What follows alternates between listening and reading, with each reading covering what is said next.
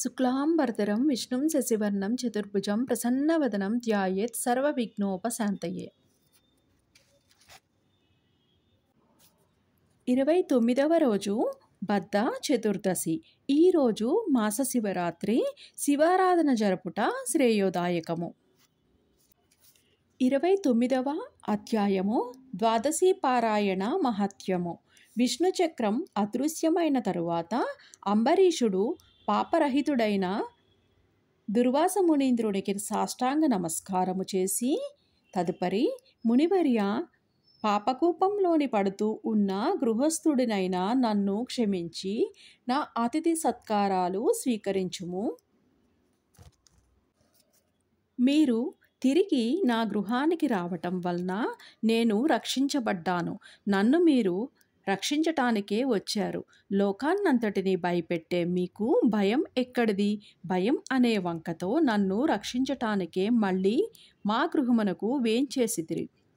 మరలా దర్శనమిచ్చి ప్రాణదానం చేశారు అంటున్న అంబరీషుణ్ణి దుర్వాస మునీంద్రుడు ఆలింగనము చేసుకుని ఆనందంతోని, ఓ రాజా, ప్రాణదాత తండ్రి అనబడతాడు. నీవు నా ప్రాణాలను రక్షించావు కనుక నీవు నాకు తండ్రివి. నీకు నేను నమస్కరిస్తే నీకు కష్టాలు కలుగుతాయి. కాబట్టి నీకు నమస్కరించకూడదు. నీకు శ్రమ పెట్టినందుకు తగిన ఫలితము అనుభవించాను. నా కష్టాల్ని బ్రాహ్మణ భక్తిగల నీవు తీర్చావు.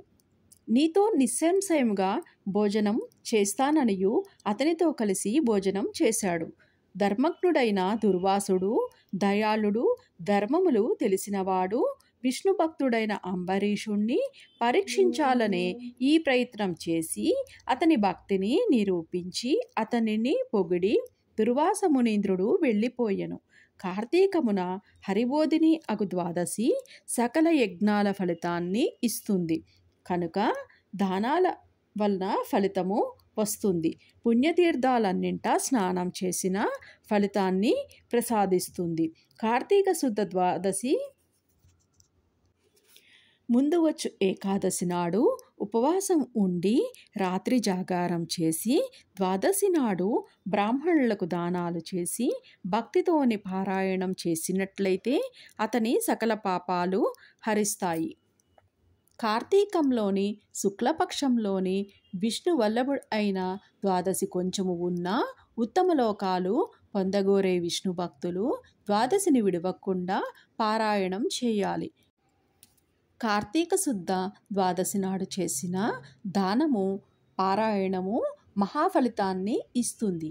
ఈ అధ్యాయాన్ని భక్తి శ్రద్ధలతోని వినినవారు సకల పాపముల నుంచి తొలగింపబడియు పుత్ర పౌత్రాదులతోని కలిసి సకల సుఖాలు అనుభవించి ఉత్తమగతిని పొందుతారనియు అత్రి మహర్షి అగస్త్యునకు వివరించాడు.